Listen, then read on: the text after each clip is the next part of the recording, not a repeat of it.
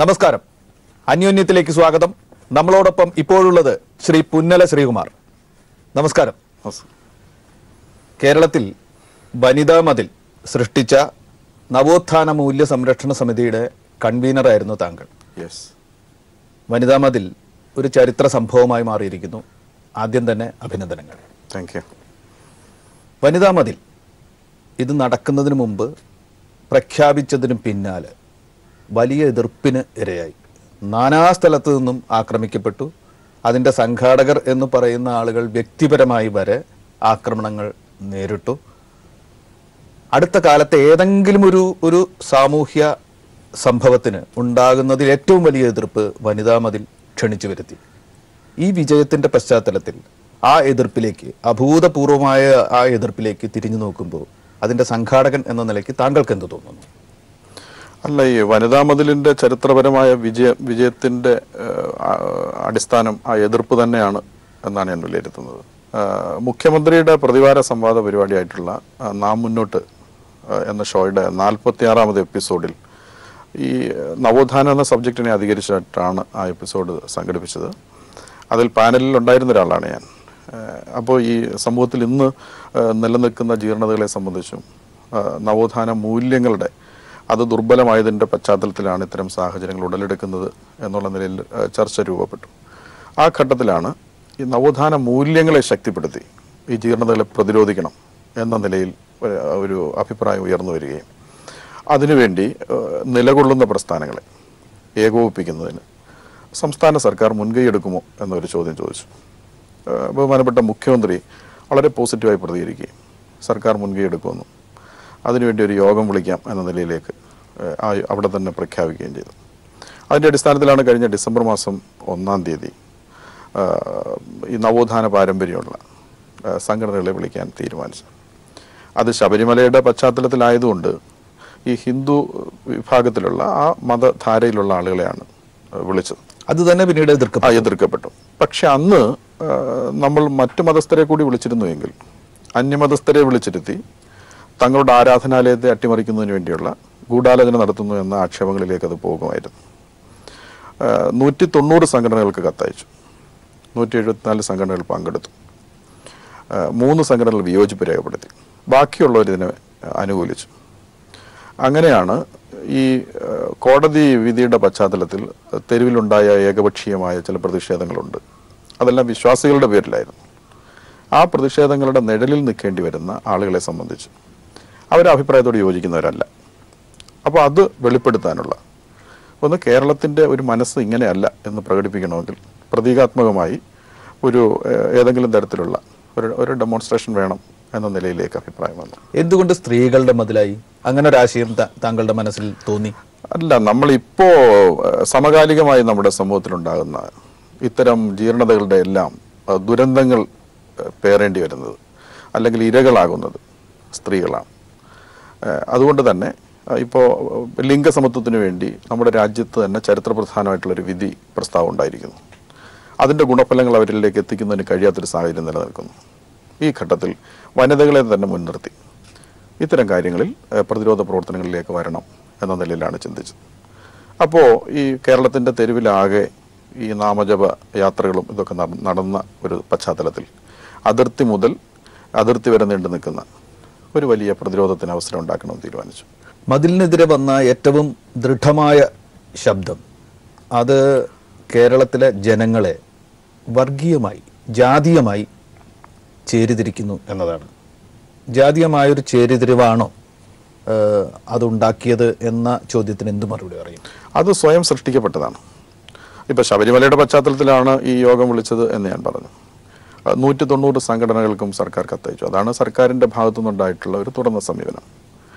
ഭിന്നാഭിപ്രായം ഉയർത്തിയിട്ടുള്ള NSS ഉൾപ്പെടെയുള്ള സംഘടനകളെ, യോഗക്ഷേമ സഭ ഉൾപ്പെടെയുള്ള സംഘടനകളെ ക്ഷണിച്ചു എന്നതാണ് അതിൻ്റെ ഒരു മെരിറ്റ് എന്ന് പറയുന്നത്. പക്ഷെ അവർ വിട്ടുനിന്നു. ആ നടപടിയാണോ ഒരു അവർണാവർണ ചേരിതിരിവ് ഉണ്ടാക്കിയത്? അവരുടെ നടപടിയാണ്. അതെ, അതുകൊണ്ടാണ് ഞാൻ പറഞ്ഞത് സ്വയം സൃഷ്ടിക്കപ്പെട്ടതാണ്. പക്ഷേ അതിന് ഉത്തരവാദികൾ അവർ തന്നെയാണ്. NSSഉം യോഗക്ഷേമ സഭയാണ്. തീർച്ചയായിട്ടും ഈ ആക്ഷേപം ഉന്നയിച്ച ആളുകൾ അതുപോലെ തന്നെ അവരെ പ്രോത്സാഹിപ്പിച്ച അല്ലെ അവരെ പിന്തുണച്ചവരാണ് പറഞ്ഞത് ഇതിൽ പങ്കെടുക്കുന്നവർ എടുക്കാച്ചരക്കുകളാണ്, അതുപോലെ തന്നെ ഇത് വർഗീയ മുതലാണ്. അപ്പോൾ വിയോജിപ്പ് രേഖപ്പെടുത്തിയതിന് ശേഷം പങ്കെടുക്കാത്തവർക്ക് മഹത്വം കൽപ്പിക്കുന്നതിന് വേണ്ടിയിട്ടാണ് പങ്കെടുത്തവരെ അപമതിക്കുന്ന തരത്തിലുള്ള പരാമർശങ്ങൾ കേരളത്തിലുണ്ടായത്. പക്ഷേ താങ്കൾ ശ്രദ്ധിച്ചിരുന്നു എന്നറിയില്ല, ഒരു ദേശീയ മാധ്യമത്തിന്റെ ഓൺലൈനിൽ വന്നത് ഇതിൽ പങ്കെടുത്ത തട്ടമിട്ട ഒരു സഹോദരിയുടെ പടം കാണിച്ചുകൊണ്ട് ഇത്തരത്തിലുള്ള ആളുകളാണ് ഈ മതിൽ തീർത്തത് എന്നൊരു പരാമർശം പിന്നീടുണ്ടായി. എന്തു പറയുന്നു? അല്ല, ഈ ഡിസംബർ 1 യോഗത്തിൽ നവോത്ഥാന മൂല്യ സംരക്ഷണ സമിതി എന്ന പേരിൽ ഒരു പ്ലാറ്റ്ഫോം രൂപപ്പെടുകയാണ്. അത് രൂപപ്പെട്ടതിന് ശേഷം അതിൻ്റെ ബ്രീഫിങ്ങിൽ ബഹുമാനപ്പെട്ട മുഖ്യമന്ത്രി അന്ന് തന്നെ പറഞ്ഞു, മുന്നോട്ട് വെക്കുന്ന 3 മുദ്രാവാക്യങ്ങൾ: ഒന്ന്, കേരളത്തെ ഭ്രാന്താലയമാക്കരുത്; മറ്റൊന്ന്, നവോത്ഥാന മൂല്യങ്ങൾ സംരക്ഷിക്കുക; സ്ത്രീ പുരുഷ സമത്വം ഉറപ്പുവരുത്തുക. ഈ മുദ്രാവാക്യങ്ങൾ പ്രഖ്യാപിച്ചതിന് ശേഷം ആരൊക്കെയാണ് പങ്കെടുക്കേണ്ടത് എന്നതിനെ സംബന്ധിച്ചും അന്ന് പരാമർശിക്കുകയുണ്ടായി. മതനിരപേക്ഷ ജനാധിപത്യ നവോത്ഥാന മൂല്യങ്ങൾ കാക്ഷിക്കുന്ന, അത് ഉൾക്കൊള്ളുന്ന മുഴുവൻ പേരും പങ്കെടുക്കണം എന്നാണ് അഭ്യർത്ഥിച്ചത്. ആ അഭ്യർത്ഥനയിലൂടെ അല്ലെങ്കിൽ ആ പ്രഖ്യാപനത്തിലൂടെ ഇത് വർണ്ണവർഗ വിഭാഗീയ ചിന്താഗതികൾക്ക് അതീതമായി ഇത് പിന്നീട് മാറുകയാണ്. ഞാൻ ആമുഖമായി പറഞ്ഞല്ലോ, ആ ഒരു പശ്ചാത്തലത്തിൽ ഇതര മതസ്ഥരെ വിളിക്കാൻ കഴിയില്ല. പക്ഷേ ഇത് രൂപപ്പെട്ടതിന് ശേഷം ഈ നാടിൻ്റെ പൊതു താല്പര്യം സംരക്ഷിക്കുന്നതിന് വേണ്ടി അല്ലെങ്കിൽ ഈ നാടിൻ്റെ നന്മയ്ക്ക് വേണ്ടി എല്ലാ വിഭാഗം ആളുകളും യോജിക്കണം എന്ന അഭ്യർത്ഥനയാണ് നടത്തിയത്. അത് കേരളത്തിൻ്റെ പൊതുമണ്ഡലം ഏറ്റെടുത്തിട്ടുണ്ട്. അത് ഈ മതിലിൽ പ്രതിഫലിക്കുകയും ചെയ്തു. ഇതിൽ പങ്കെടുത്ത വിഭിന്നങ്ങളായിട്ടുള്ള അവരുടെ വേഷങ്ങൾ കൊണ്ട് മറ്റ് രീതികൾ കൊണ്ട് നമുക്ക് അത് പ്രകടമായി നമുക്ക് കാണാൻ കഴിയുമായിരുന്നു. അങ്ങനെ മതിലിന് ശേഷം ഉയരുന്ന ചോദ്യങ്ങൾ, മതിലിന് ശേഷം നവോത്ഥാനം വന്നു, മതിലിന് ശേഷം സ്ത്രീകളുടെ ലിംഗപദവി മാറിയോ, സ്ത്രീയുടെ എല്ലാ ആവശ്യതയും പരിഹരിച്ചോ എന്നീ ചോദ്യങ്ങളാണ് ഉയരുന്നത്. എന്താണ് മറുപടി? ആദ്യം തന്നെ സൂചിപ്പിച്ചത് ശബരിമലയുടെ പശ്ചാത്തലത്തിലാണ് രൂപപ്പെടുന്നത്. ലിംഗസമത്വം ഉറപ്പുവരുത്തുന്നതിന് വേണ്ടിയുള്ള ഒരു മുദ്രാവാക്യം പ്രഖ്യാപിക്കുക വഴി കോടതി വിധി പ്രസക്തമാണല്ലോ. അപ്പോൾ പിന്നെ അതിനകത്തൊരു ആശയ വ്യക്തതയില്ലായ്മയില്ല.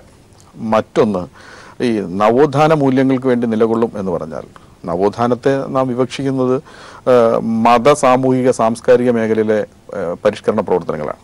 ആ മതമേഖലയിലെ പരിഷ്കരണ പ്രവർത്തനം വരുമെങ്കിൽ തീർച്ചയായും ശബരിമലയും അതിൽ ഉൾപ്പെടുന്ന കാര്യമാണ്. മതിൽ കഴിഞ്ഞ ഉടനെ പ്രാഥമികമായ ചില കണക്കെടുപ്പ് വന്നു. അതിന് ലോക റെക്കോർഡ് കിട്ടാൻ പോകുന്നു. അതിൻ്റെ നടപടിക്രമങ്ങൾ പൂർത്തിയാവാൻ 2 ആഴ്ച എടുക്കും എന്ന് പറഞ്ഞു.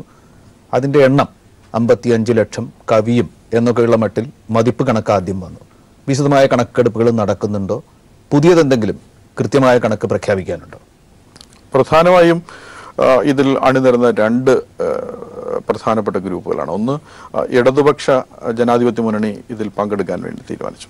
ഇടതുപക്ഷ ജനാധിപത്യ ചേരിയിലെ മഹിളകളുടെ സംഘടന LDWF അത് 30 ലക്ഷം പേരെ പങ്കെടുപ്പിക്കുമെന്ന് പ്രഖ്യാപിക്കുകയും അതിൻ്റെ പ്രവർത്തനം നടക്കുകയും ചെയ്തു. ആ വർഗ ബഹുജന സംഘടനകളുടെ ഭാഗത്തു നിന്ന് പ്രതീക്ഷിച്ചതിനേക്കാൾ വലിയ പങ്കാളിത്തമാണ് ഉണ്ടായത്.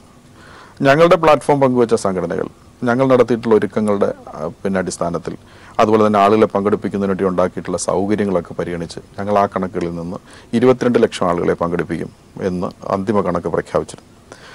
പിന്നീട് ഇതിൻ്റെ ക്യാമ്പയിൻ പുരോഗമിക്കുന്ന ഘട്ടങ്ങളിൽ പ്രതീക്ഷിക്കാത്ത, ഇപ്പോൾ ഡിസംബർ 1 യോഗത്തിന് ശേഷം 7ഓളം സംഘടനകൾ പിന്നീട് വന്നു.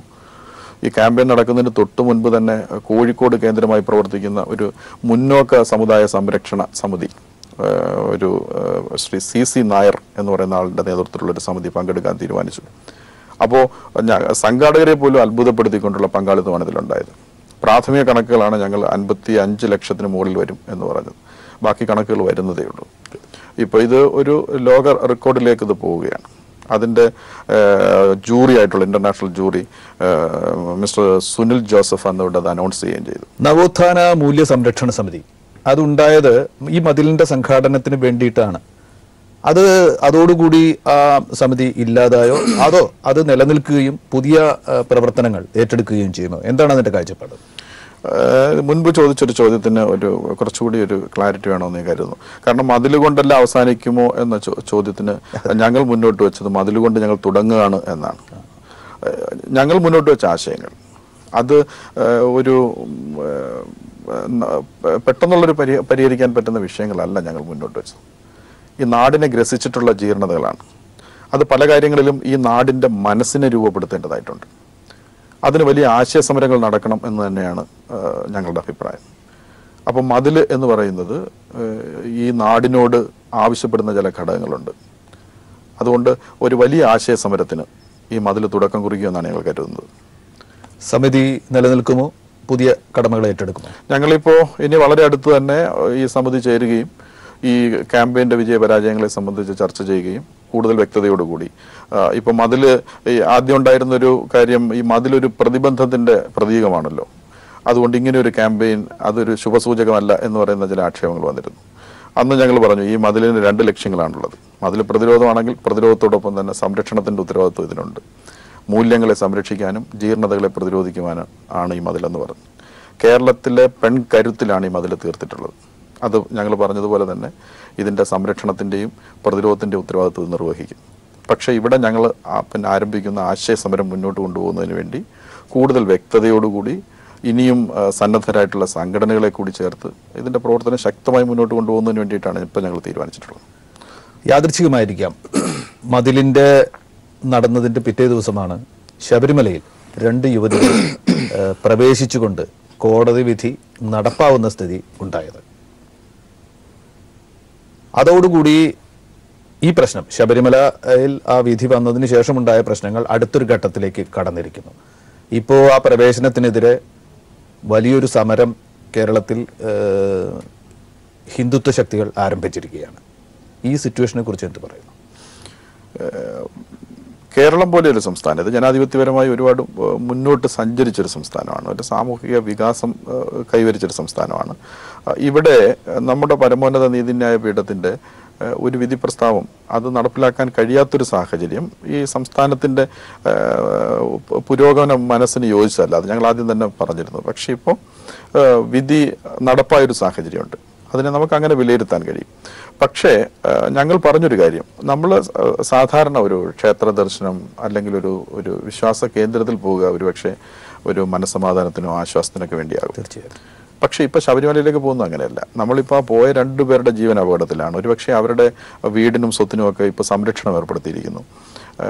അപ്പോൾ ഞങ്ങൾ മുന്നോട്ട് വെക്കുന്ന ആശയം, ഒരാൾക്ക് യഥേഷ്ടം സ്വതന്ത്രമായി അവയെ പോകാൻ കഴിയുന്ന ഒരു കേന്ദ്രമായി ശബരിമല മാറണം.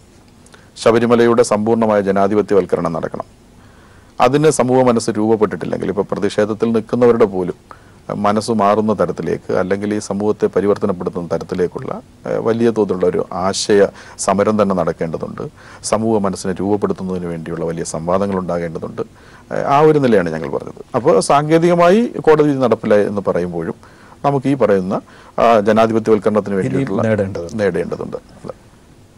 മതിലിൻ്റെ ഒരു മുദ്രാവാക്യം സ്ത്രീ പുരുഷ സമത്വം എന്നതായിരുന്നു, ആ തുല്യത ഉണ്ട് എന്നതായിരുന്നു.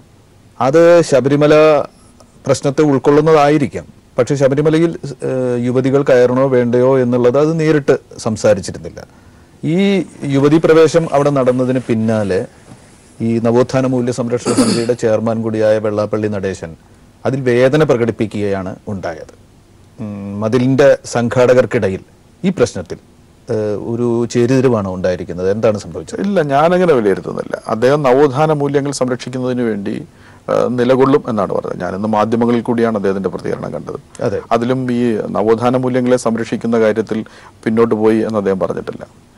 ശബരിമല യുവതികളെ പ്രവേശിപ്പിച്ച അതിന്റെ ആ സമയത്തെ സംബന്ധിച്ചും അവലംബിച്ച ചില രീതികളെ സംബന്ധിച്ചുള്ള അഭിപ്രായ വ്യത്യാസങ്ങളെ പറഞ്ഞിട്ടുണ്ട്. ശബരിമലയിൽ ഈ യുവതികൾ പ്രവേശിച്ചതിന് തൊട്ട് പിന്നാലെ അവിടെ നടന്ന ഒരു ആചാരം എന്ന് പറയുന്നത് തന്ത്രിയുടെ നിർദ്ദേശമനുസരിച്ച് മേൽശാന്തി നടയടയ്ക്കുകയും അവിടെ ശുദ്ധി ക്രിയ നടക്കുകയും ചെയ്തു. യുവതി കയറിയാൽ അശുദ്ധമായി എന്ന സ്മൃതിയുടെയോ അല്ലെങ്കിൽ അവരുടെ തന്ത്ര സമുച്ചയത്തിൻ്റെയോ ഒക്കെ വിധി പ്രകാരം അത് നടപ്പാക്കി. ഇതിനോട് പ്രതികരിക്കുന്നുണ്ടോ? KPMSനെ സംബന്ധിച്ച് വളരെ വ്യക്തമായ നിലപാട് അന്തിമവിധി വരുന്നതിന് മുൻപ് തന്നെ ഉണ്ടായിരുന്നു.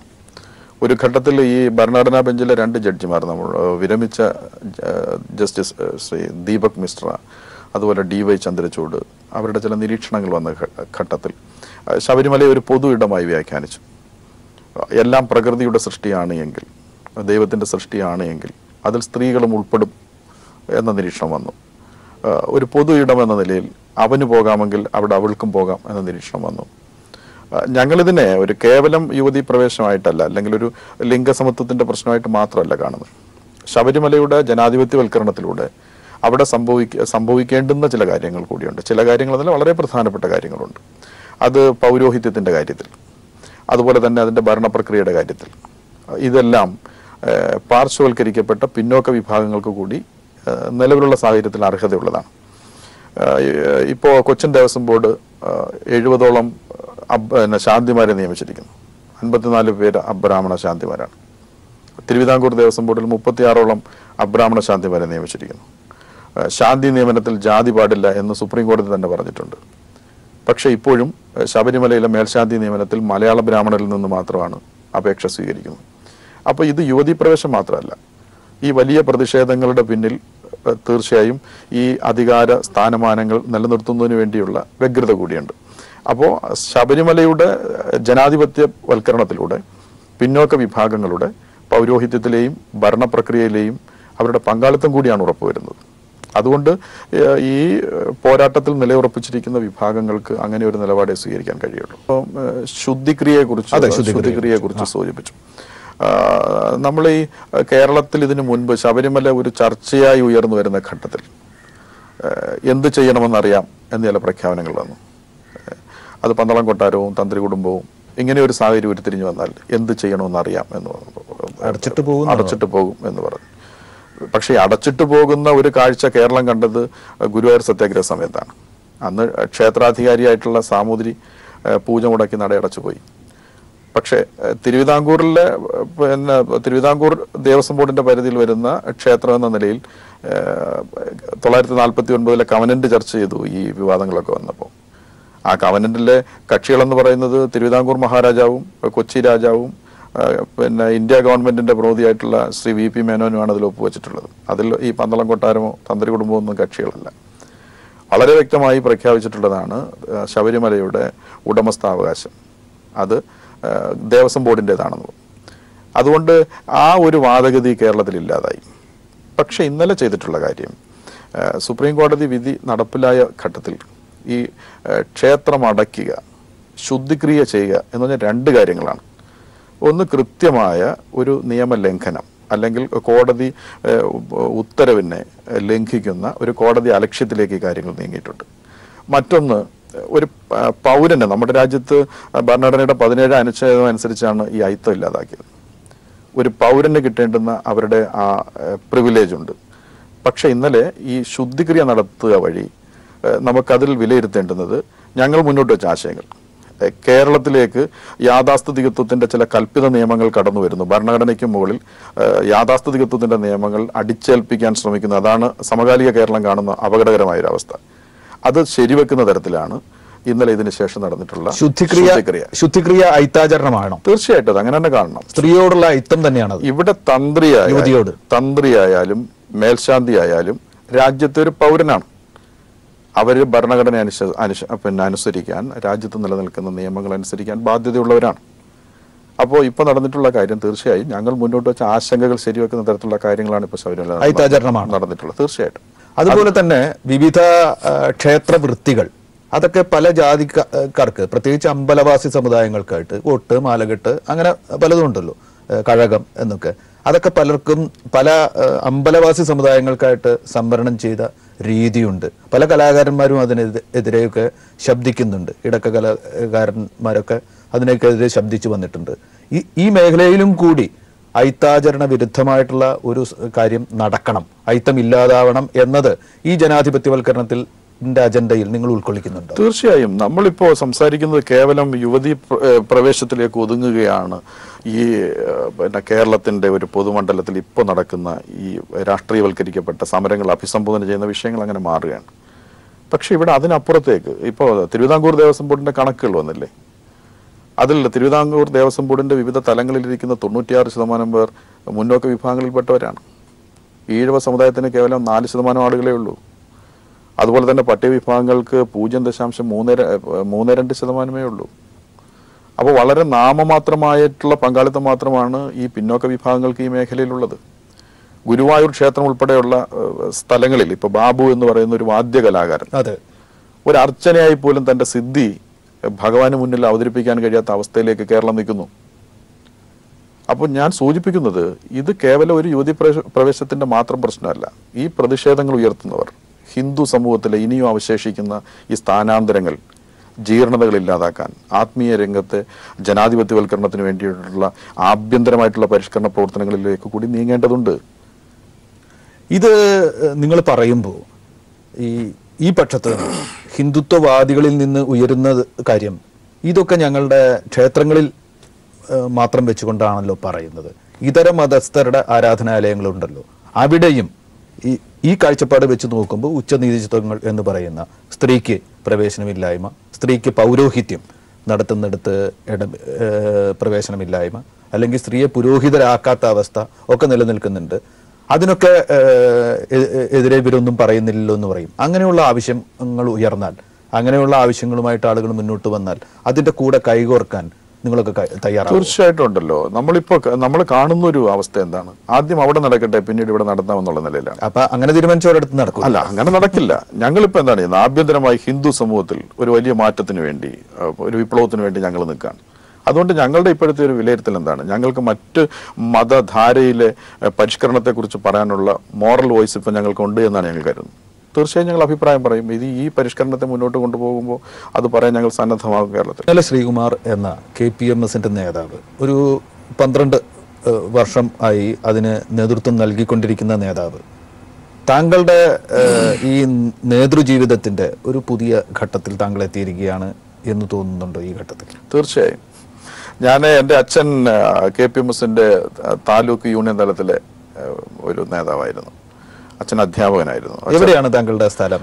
ഞാൻ പത്തനാപുരം എന്ന് പറയുന്ന അവിടെയാണ് ഈ പുന്നല, കൊല്ലം ജില്ലയിൽ. ചെറുപ്പകാലത്ത് ഞാൻ അച്ഛൻ്റെ സംഘടനാ പ്രവർത്തനം കണ്ടാണ് വളരുന്നത്. അച്ഛൻ്റെ പേരെന്താണ്?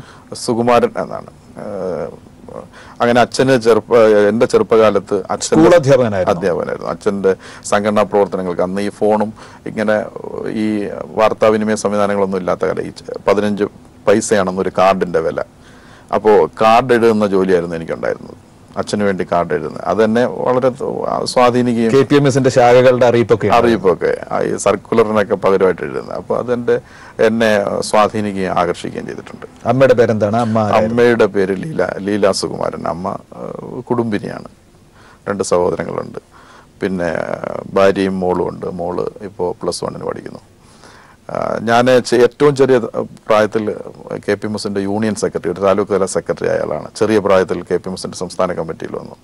അതിൻ്റെ യോജന ഫെഡറേഷൻ്റെ നേതാവായി. 2006 സഭയുടെ തന്നെ സംസ്ഥാന ജനറൽ സെക്രട്ടറി ആയിട്ട് കേരളത്തിൽ വന്നു.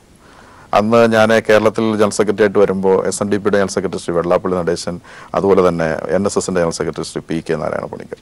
അന്നൊരു ബേബി ആയിട്ടാണ് ഈ സാമൂഹ്യ മണ്ഡലത്തിൽ ഞാനന്ന് നിൽക്കുന്നത്. ഞാൻ ചോദിക്കട്ടെ, താങ്കളുടെ അച്ഛൻ അധ്യാപകനാണ് എന്ന് പറഞ്ഞു.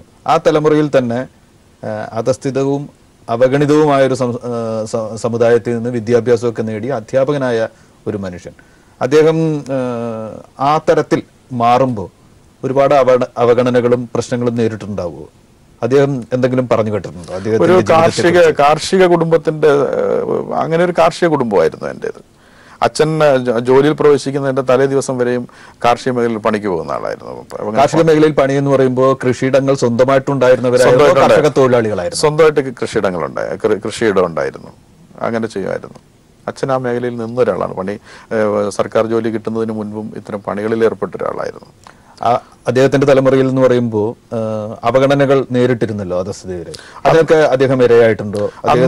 അങ്ങനെ സാമൂഹിക അന്തരീക്ഷം ഉണ്ടായിരുന്നെങ്കിൽ എൻ്റെ നാട്ടിൽ അങ്ങനെ അത്രത്തോളം തീവ്രമായിരുന്നില്ല. ഈ കാർഷിക മേഖല ഉൾക്കൊള്ളുന്നതുകൊണ്ട് ആ പരിഗണനയും അത്തരം കുടുംബങ്ങളിൽ ഉള്ള സ്വാതന്ത്ര്യവും ഒക്കെ ഉണ്ടായിരുന്ന ഒരു കാലമായിട്ടാണ് ഞാൻ കരുതുന്നത്. താങ്കൾക്ക് ജാതീയമായിട്ടുള്ള ഉച്ചനീചത്വങ്ങളുടെ അനുഭവങ്ങൾ ഉണ്ടായിട്ടുണ്ടോ? അങ്ങനെ ഉണ്ടായിട്ടില്ല. ഇപ്പോഴും കേരളത്തിൽ ഞാൻ KPMSനെ കുറിച്ച് പറഞ്ഞാൽ സമുദായ കാര്യങ്ങളിൽ ഏർപ്പെട്ടിരുന്ന ഒരു സംഘടന ഇന്ന് സാമൂഹികമായി ശബ്ദം ഉയർത്തിക്കൊണ്ടിരിക്കുകയാണ്. അപ്പോൾ സമുദായത്തിന്റെ അപ്പുറത്തേക്ക് സമൂഹത്തിന് വേണ്ടി സംസാരിക്കുന്ന തലത്തിലേക്ക് ഞങ്ങൾ മാറി. ഇത് KPMSന് മാത്രമല്ല, ഒരുപക്ഷെ നവോത്ഥാന മൂല്യ സംരക്ഷണ സമിതിയിൽ വരുന്ന എല്ലാ സംഘടനയ്ക്കും പറയാനുള്ള ഒരു മാറ്റമാണ്. തീർച്ചയായും അതാണ് ഇതുവരെ സ്വന്തം സമുദായത്തിന്റെ ചില പ്രശ്നങ്ങൾ തീർച്ചയായിട്ടും അത് പ്രസക്തമാണ്, അത് ഉയർത്തിപ്പിടിച്ചുകൊണ്ട് നിൽക്കുകയാണ്. പക്ഷെ ഒരു പൊതുലക്ഷ്യം മുൻനിർത്തി സാമൂഹ്യമായ ഒരു പുനരേകീകരണത്തിന് ഈ സംഘടനകളൊക്കെ വിധേയമായി. തീർച്ചയായും വലിയൊരു ചരിത്രമാണ്. വലിയ ചരിത്രമാണ്. യഥാർത്ഥത്തിൽ ഇത് നവോത്ഥാനത്തിന്റെ ഒരു പുനർജനിയാണ്. ഇതിൻ്റെ ഒരു സെക്കൻഡ് ഫേസ് എന്നൊക്കെ വേണമെങ്കിൽ നമുക്ക് പറയാം. അതുകൊണ്ട് ഞാൻ വ്യക്തിപരമായി വിലയിരുത്തുന്നത് പോലെ തന്നെ ഈ പ്ലാറ്റ്ഫോം പങ്കുവയ്ക്കുന്ന ഓരോരുത്തരുടെ അനുഭവം ഇത് തന്നെയായിരിക്കും. സമുദായത്തിൽ നിന്ന് സമൂഹത്തിലേക്ക് വളരുകയാണ്, സമൂഹത്തിൻ്റെ പ്രശ്നങ്ങൾ അഭിസംബോധന ചെയ്യുകയാണ്. അങ്ങനെ സഹവർത്തിത്വത്തിലൂടെ സാമൂഹ്യ പുരോഗതിയിലേക്ക് എന്ന് പറയുന്ന ഒരു വലിയ സന്ദേശമാണ് ഈ കാലഘട്ടത്തിൽ ഈ പ്ലാറ്റ്ഫോം പങ്കുവയ്ക്കുന്ന സംഘടനകൾ.